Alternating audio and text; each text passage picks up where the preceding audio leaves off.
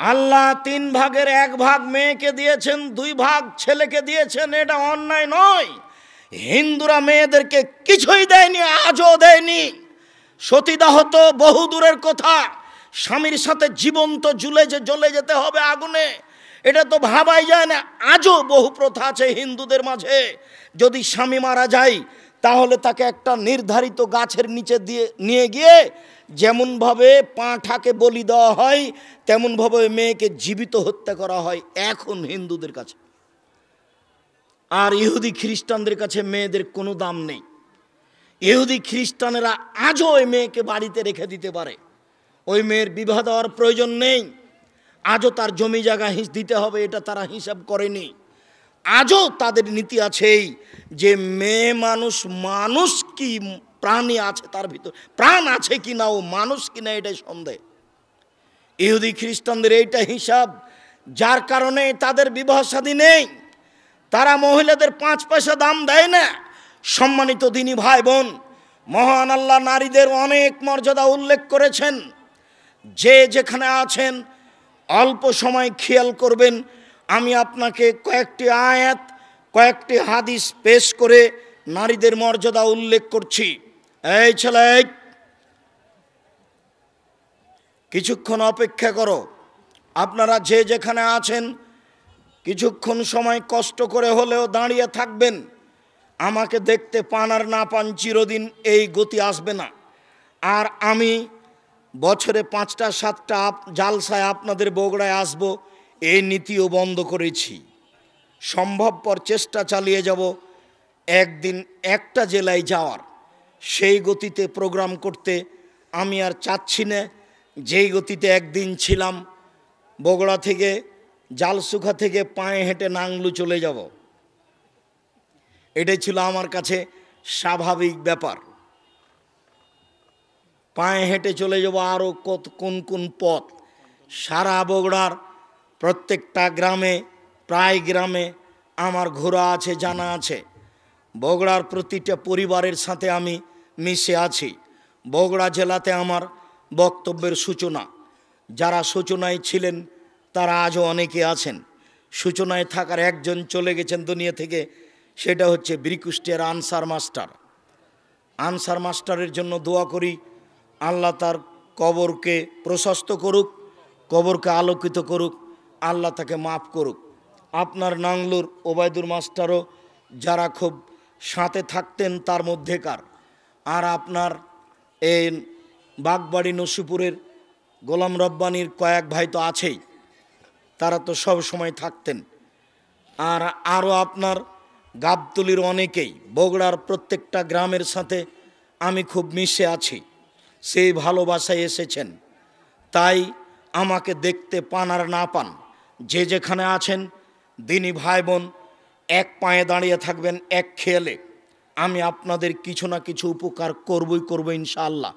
আপনাকে আমি এতক্ষণ যা বলছিলাম সেই অংশ থেকে কিছু বলছি। নারীদের মর্যাদা আল্লাহ দিয়েছেন, এই মর্যাদা নারীকে রক্ষা করতে হবে। আল্লাহ তাআলা বলেন, ওয়াইদা বুশশিরা আহাদুহুম বিল উনসা, আল্লাহ তাআলা বলেন ওয়াকারনা ফি বুয়ুতিকুন্না ওয়ালা তাবাররাজনা তাবাররুজাল জাহিলিয়াতিল উলা। হে মুসলিম মহিলা, তোমরা বাড়িতে থাকো। বন্যতার যুগে, বর্বরতার যুগে, অসভ্যতার যুগে নারীরা যেভাবে রাস্তাঘাটে চলতো সেইভাবে তোমরা চলো না। যতদিন পর্যন্ত নারী আল্লাহর এই আয়াতের মর্যাদাকে রক্ষা না করবে ততদিন পর্যন্ত নারী তার মর্যাদাকে ফিরিয়ে পেতে পারে না। মহান আল্লাহ বলেন, ইয়া আইয়ুহান নবী, হে নবী আপনি বলুন আপনার মেয়েদেরকে, আপনার স্ত্রীদেরকে, যখন তারা বাড়ি থেকে বের হবে তখন তারা মুখে কাপড় দিয়ে বের হবে, বোরকা পরে চাদর গায়ে দিয়ে বের হবে। তারা যদি এইভাবে বের হয় তাহলেই তারা তাদের মর্যাদাকে রক্ষা করতে পারবে।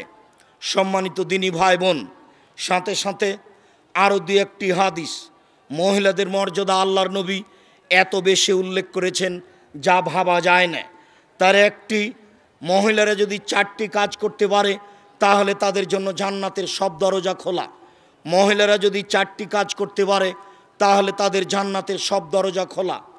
1, 5 ওয়াক্ত সালাত আদায় করবে। 2, রমজান মাসের সিয়াম পালন করবে। 3, স্বামীকে মেনে চলবে। 4 জেনায় লিপ্ত হবে না। যদি এই 4টি কাজ করতে পারে জান্নাতের সব দরজা খোলা।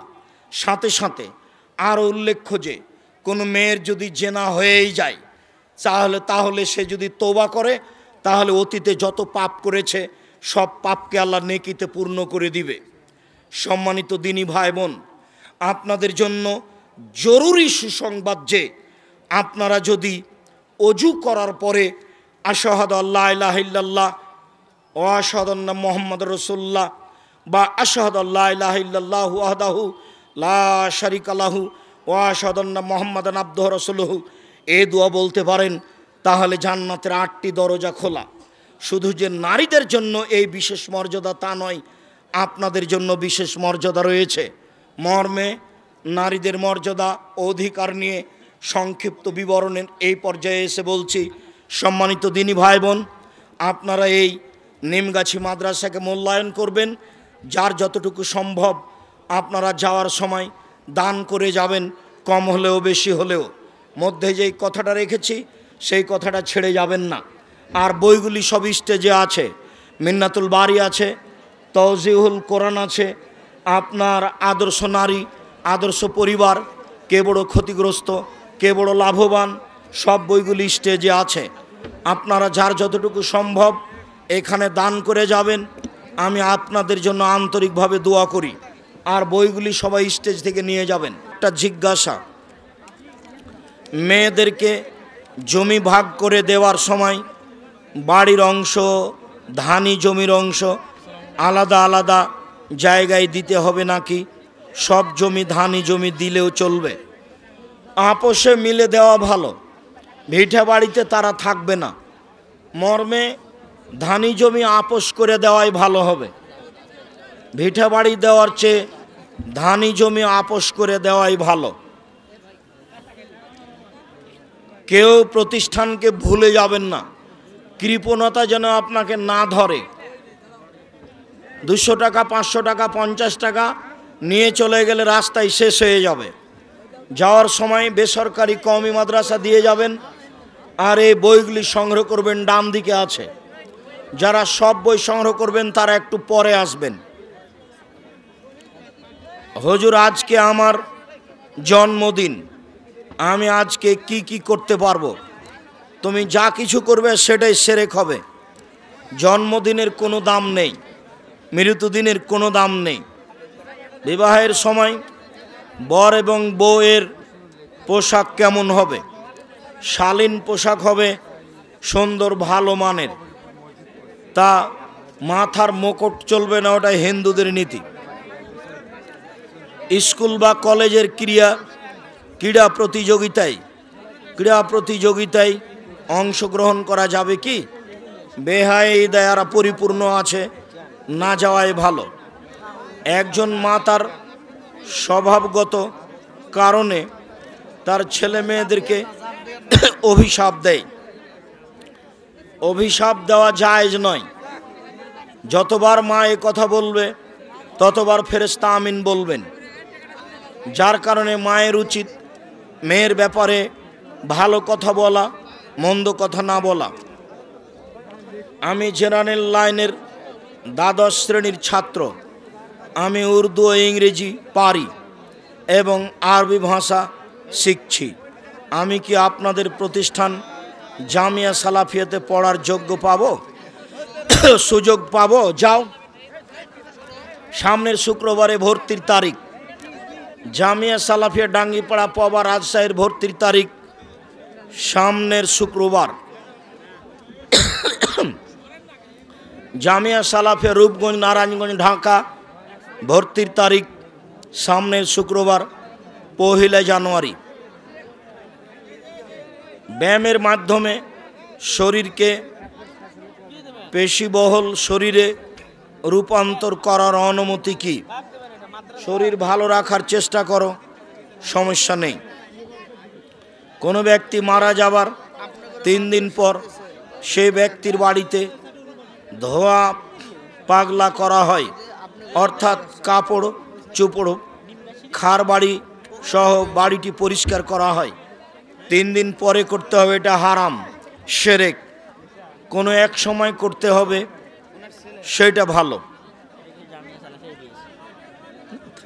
এখানে বারাকাল্লাহ। মৃত ব্যক্তিকে কবরস্থ করার আগে খাবার খাওয়া যাবে কি না? যাবে। আমি বিজ্ঞান বিভাগের একজন ছাত্র।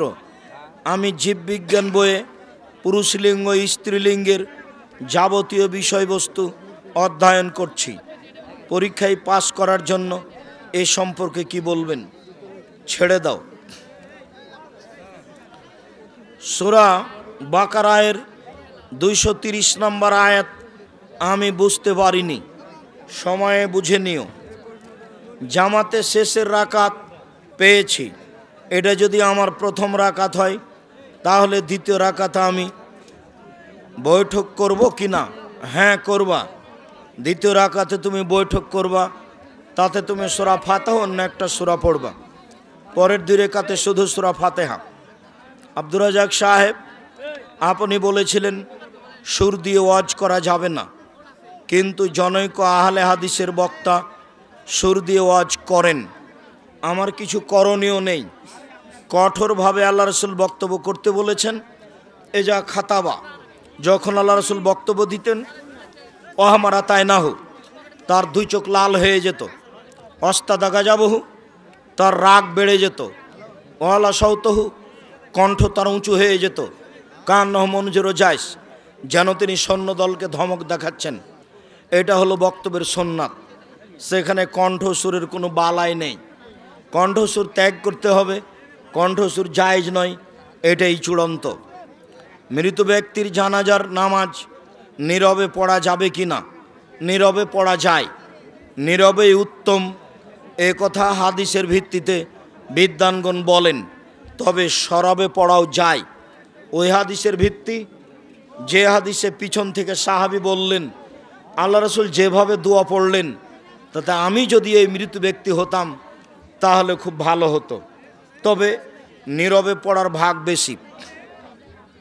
হস্তমৈথুন করার পর যে নাপাক বস্তু বের হয়, তা আমাদের শরীরের কোনো স্থানে লাগলে তা ধুয়ে ফেললে নামাজ হবে কি?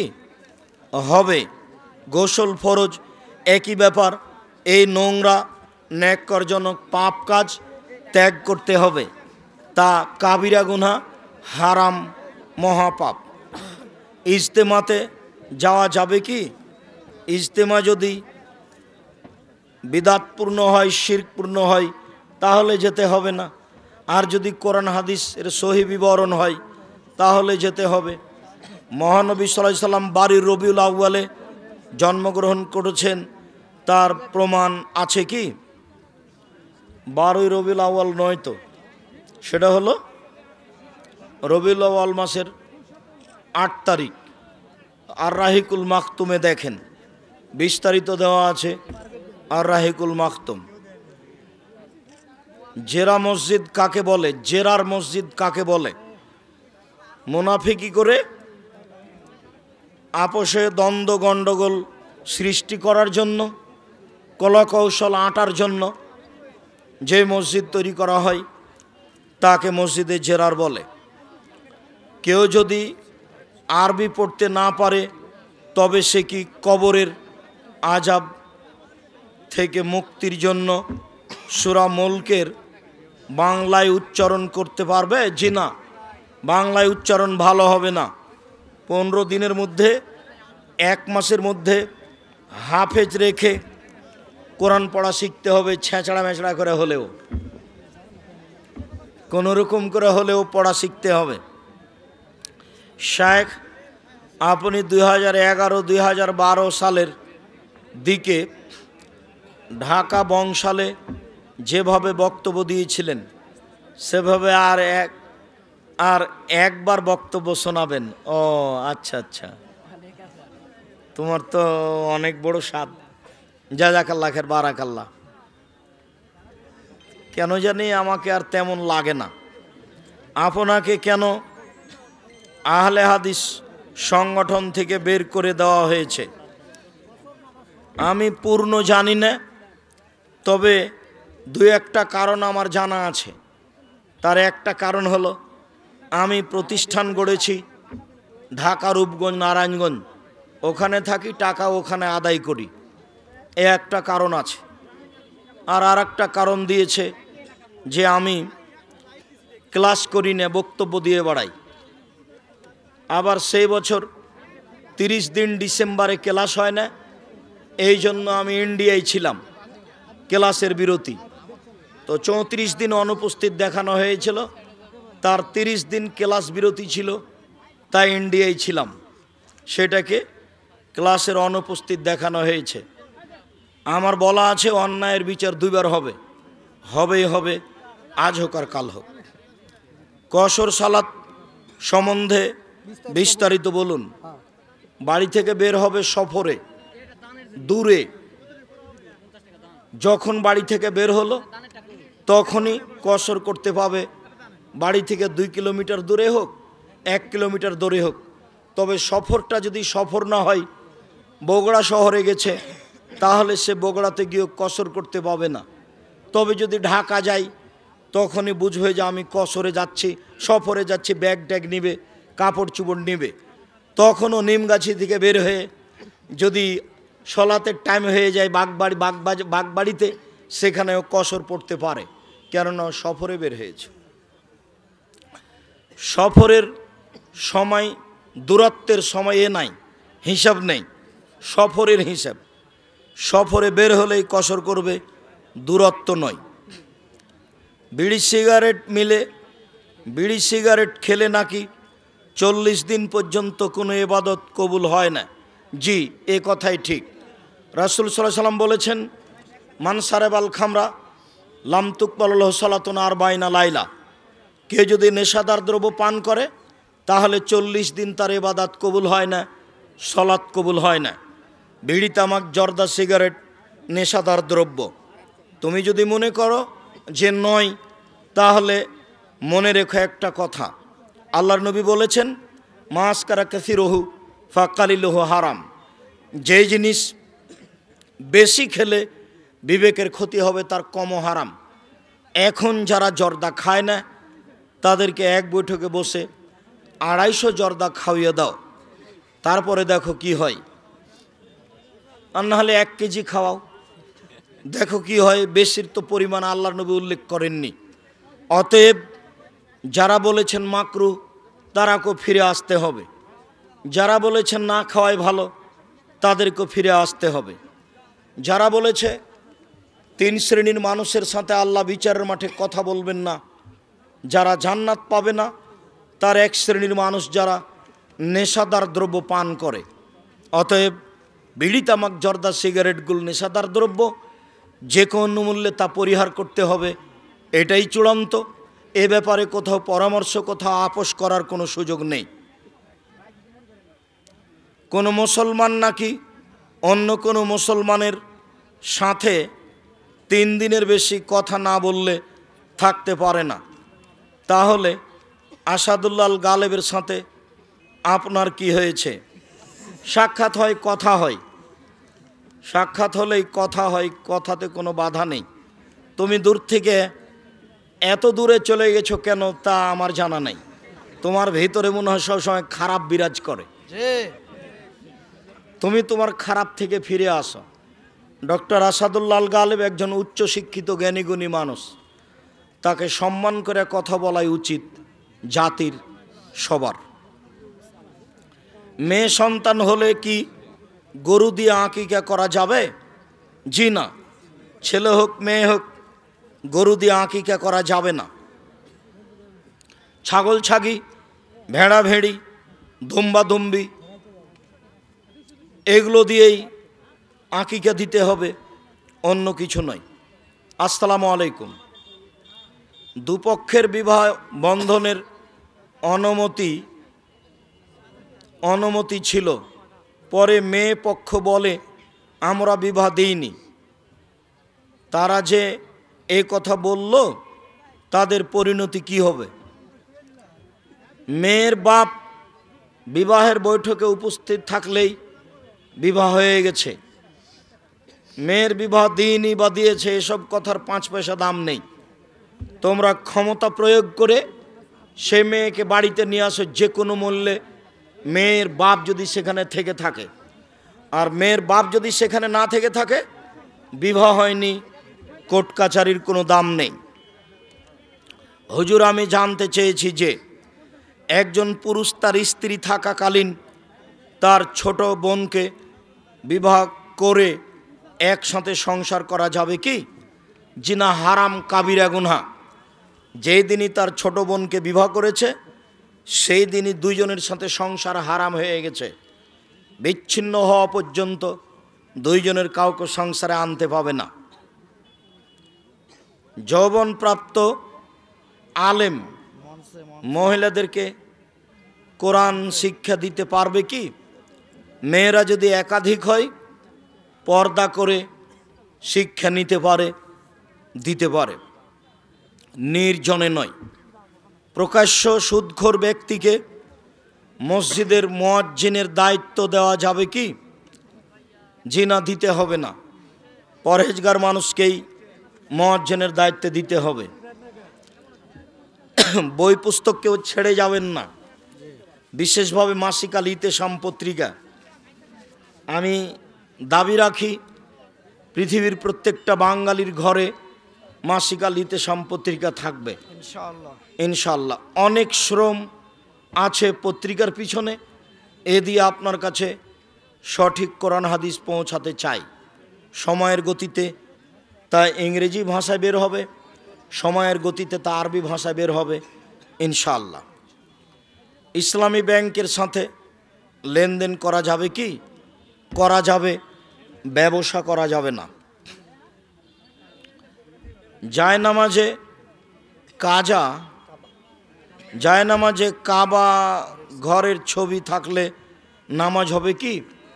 হবে। কাবা ঘরের ছবি থাকাতে নামাজের সলাতের কোনো সমস্যা নেই। তবে জায়নামাজে এক কালার ব্যবহার করতে হবে। যেসব নামাজে না জায়নামাজে কাবা ঘর আছে সেটা ব্যবহার করা যাবে না।